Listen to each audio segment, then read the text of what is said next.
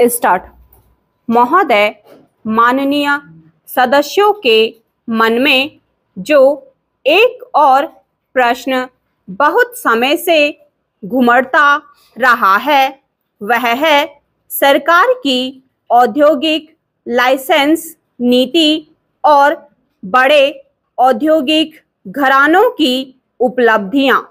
हम धन और आय के समुचित वितरण के प्रति वचनबद्ध अवश्य हैं, लेकिन हमें उत्पादन और विकास को भी साथ साथ बढ़ाते जाना है, क्योंकि इसके बिना हम अपने देश की दरिद्रता को दूर करने की ओर नहीं बढ़ सकते। सदन को औद्योगिक लाइसेंस नीति की जांच पूरे परिवेश में करनी चाहिए और देखना चाहिए कि समग्रता अर्थव्यवस्था पर उसका क्या प्रभाव पड़ेगा। हमने लघु उद्योगों के लिए एक बड़े क्षेत्र को सुरक्षित रखा है तथा छोटे व मध्यम उद्यमियों के लिए उससे भी बड़ा क्षेत्र खुला छोड़ा है। हमें औद्योगिक घरानों को केवल उन बुनियादी क्षेत्रों में आने की अनुमति है जिनमें काफी अधिक पूंजी निवेश अपेक्षित होता है।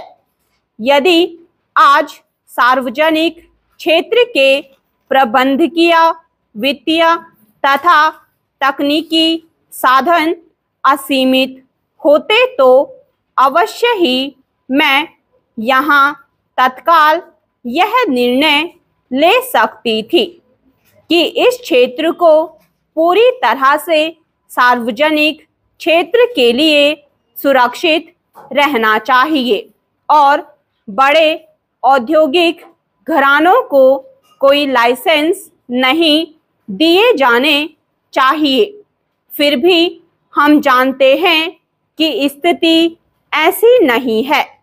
सार्वजनिक क्षेत्र का काफी विस्तार हुआ है और हम उसका इस सीमा तक निर्माण करना चाहते हैं कि वह हमारी अर्थव्यवस्था में सर्वोपरि प्रभाव डाल सके। लेकिन बुनियादी क्षेत्रों के मामले में जिन्हें सार्वजनिक क्षेत्र वित्तीय या तकनीकी या अन्य साधनों के अभाव के कारण अपने हाथ में लेने में असमर्थ है, हमारे सामने विकल्प यही है कि हम या तो अपनी जरूरत की चीजें बाहर से मंगाएं या इन औद्योगिक घरानों में से कुछ को इस क्षेत्र में आने की अनुमति दें, जिससे देश को बढ़े हुए उत्पादन और रोजगार के अवसरों का लाभ मिले। ऐसा कोई निर्णय नहीं लिया गया है जो औद्योगिक लाइसेंसिंग नीति के विरुद्ध हो और सरकार के पास ऐसे पर्याप्त अधिकार हैं कि वह बड़े औद्योगिक घरानों को दिशा दे सके, उनके कामों को नियंत्रित कर सके और यह सुनिश्चित कर सके कि वे राष्ट्रीय हित में काम करें। हम इस समस्या पर लगातार विचार करते रहते हैं। प्रत्येक मंत्रालय को हमारा यह निर्देश रहता है कि इन घरानों को राष्ट्रीय हितों के अनुकूल काम करना चाहिए। अभी तक योजनाओं और राष्ट्रीय नमूना सर्वेक्षणों में आंकड़े दिए जाते रहे हैं। स्टॉप।